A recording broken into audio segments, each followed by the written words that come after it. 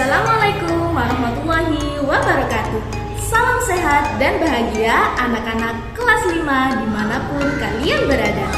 Kali ini bersama Bu Tita, kita akan belajar tentang organ pencernaan pada manusia.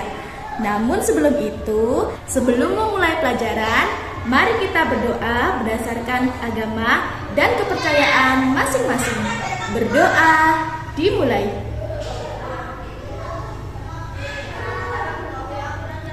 Selesai. Nah, anak-anak pasti sudah mengetahui apa itu sistem pencernaan.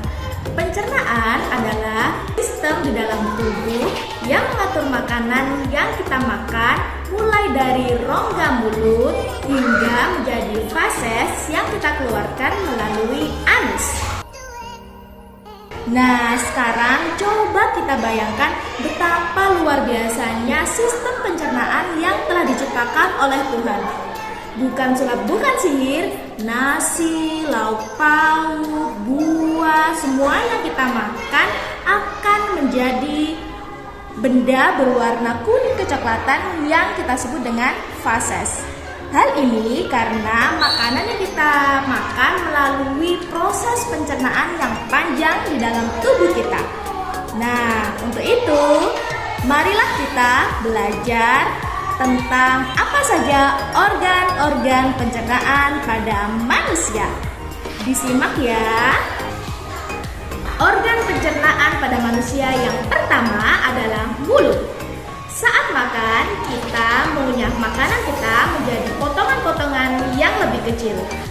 Di dalam mulut juga terjadi dua proses pencernaan. Yang pertama adalah proses mekanik dan yang kedua adalah proses kimiawi. Pencernaan mekanik ketika kita mengunyah makanan menjadi potongan-potongan yang lebih kecil. Sedangkan pencernaan kimiawi terjadi ketika kelenjar ludah menambahkan enzim ke dalam makanan untuk dipecah lebih lanjut. Ada beberapa bagian-bagian mulut yang dapat membantu dalam proses pencernaan. Yang pertama adalah gigi. Gigi berfungsi untuk mengunyah makanan. Yang kedua adalah lidah. Lidah berfungsi untuk mendorong makanan. Dan yang ketiga adalah kelenjar ludah untuk memproduksi cairan mulut. Organ pencernaan manusia yang kedua adalah kerongkongan. Saat ditelan, makanan masuk ke kerongkongan. Kerongkongan berbentuk seperti tabung yang dibalut dengan otot.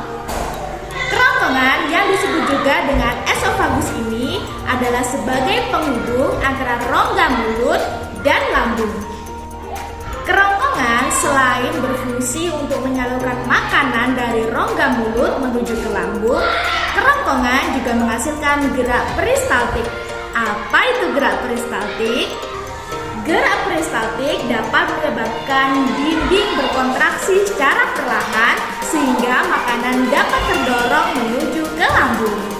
Organ pencernaan manusia yang ketiga adalah lambung. Lambung berbentuk seperti kantung besar yang terletak di perut sebelah kiri. Fungsi utama lambung dalam sistem pencernaan adalah mengolah makanan dengan bantuan asam dan enzim. Asam dan enzim berfungsi untuk memecah molekul makanan. Asam lambung berfungsi untuk membunuh bakteri yang masuk bersama makanan. Ada juga enzim pepsin yang merubah protein menjadi pepton dan enzim renin yang berfungsi untuk mengumpulkan protein susu.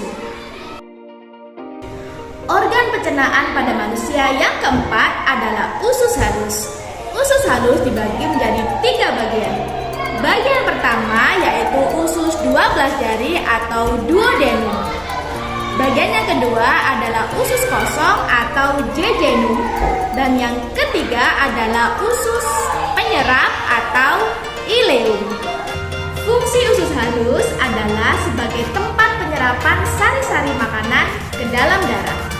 Nutrisi yang diserap oleh usus halus yakni lemak, protein, karbohidrat, vitamin, dan mineral. Fungsi lain dari usus halus adalah memudahkan nutrisi digunakan oleh kedua, menetralkan makanan dan menjaga keseimbangan cairan. Organ pencernaan manusia yang kelima adalah usus besar. Makanan yang tidak dicerna oleh usus halus akan masuk ke dalam usus besar dan akan menjadi feses. Usus besar berfungsi untuk mengeluarkan zat sisa dari makanan yang dicerna. Di dalam usus besar terdapat bakteri Escherichia coli yang membantu proses pembusukan makanan menjadi feses. Selain itu, usus besar berfungsi untuk menyerap kembali air dan vitamin yang masih terdapat di dalam makanan. Sisa air dan vitamin itu akan diserap sehingga terbentuk sebuah antibodi untuk digunakan sebagai mencegah infeksi. Nah, demikian materi tentang organ pencernaan pada manusia. Kita telah mempelajari banyak sekali organ pencernaan pada manusia. Jika anak-anak ada pertanyaan atau kurang paham dengan penjelasan Bu Tita, anak-anak bisa mengetik pertanyaan di kolom komentar. Sekian dulu video pembelajaran dari Bu Tita. Sampai jumpa di video selanjutnya. Assalamualaikum warahmatullahi wabarakatuh. Dadah.